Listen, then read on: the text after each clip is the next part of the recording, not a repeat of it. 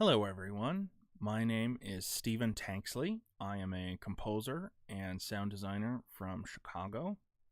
Just to give you a little bit about myself, some background, I work primarily in composing and audio engineering for corporate video. I'm looking to get more into film and games.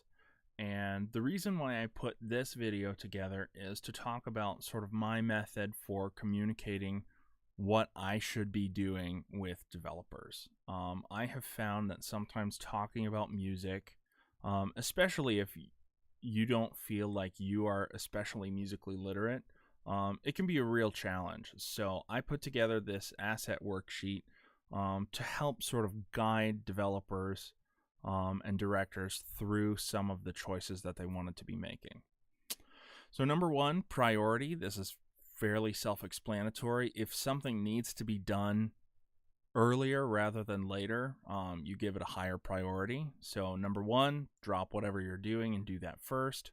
Number two, regularly scheduled. Number three is sort of a low priority. It would be nice to have, but not essential right away.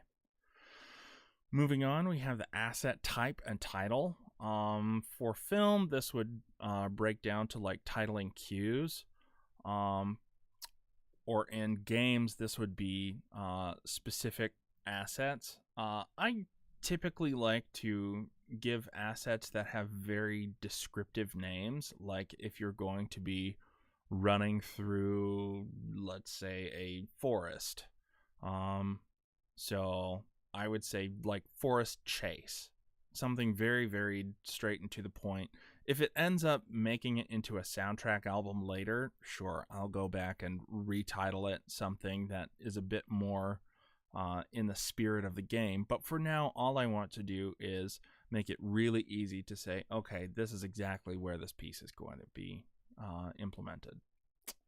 I also use these little tags, the L, S, and T tags. L would be a loop, so if you need some looping audio, just indicate that in the title. S is for a sting. These pieces are going to be super, super short.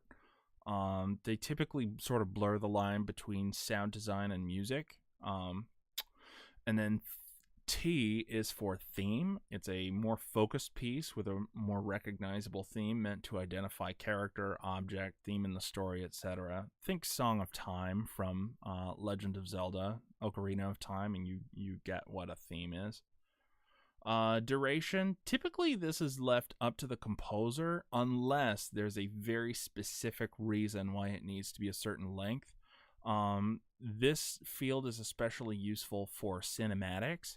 So if you have a cinematic that you need to be scoring, then you would go ahead and indicate how long that cinematic is. Asset tempo. So if you are, let's just use an example here. If you are doing a loop and it needs to be sort of a walking pace like I have here, meandering walking tempo. Medium is fine. I like saying either fast, medium, or slow because it gives your composer an idea of sort of what you have in mind at the very beginning. If you have any descriptions of sort of other things that relate to that tempo, I have up in the description, i.e. sprightly, sludgy, frantic. Like those are very descriptive words and they mean very specific things to composers. And I know that's very, very helpful for me personally to hear from a developer when I get to work on a new piece. The mood. So if there is a, oh, there's a typo. Look at that you are going for.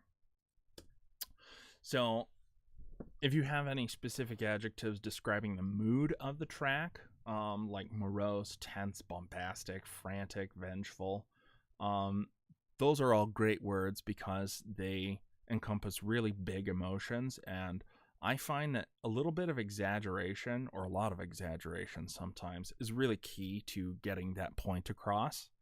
In media music, you really don't have a whole lot of time to get across what you want to say. So having those words there to describe the mood helps to cut out a lot of the back and forth later on in the process. Inspiration. So for this one, I really like, I know not everyone feels this way, but I personally enjoy seeing what developers are listening to or watching in order to get inspiration for different cues. That doesn't mean that I necessarily have to copy it, but what it does is it tells me that there's something in this piece of media, this piece of music, this film, this little animation. There's something in there that is really speaking to the developer. And so I want to look for whatever that something is. If you can be really specific around the timing of when things are working for you, that's great. That helps me out a lot because it gives me a really specific time to be listening rather than just trying to divine whatever it is from the entire track. So the more specific you can be there, the better. If you have, this is especially for cinematics, if you need your composer to be scoring something or your sound designer to be creating a sound palette for an environment, if you have a link to a video file so they're able to actually see the environment and see the action, that's where you would post this. It's super, super helpful being able to see that as early in the process as possible. So when your composer or sound designer is done, then they would go ahead and post that link, and then you would be able to create your notes regarding what they've done and sort of have a back and forth between those different assets, those asset revisions. I also find, I'm going to write this in here, if you can like create a version tracking system and add dates. Dates are very, very useful to me because I like being able to know that whatever you're responding to is the most recent version. So that's just about it. If you guys have any questions, feel free to reach out to me. I'm on Reddit as Stephen Tanksley, all one word, or I'm on Twitter as Stephen Tanksley, all one word. Thank you so much.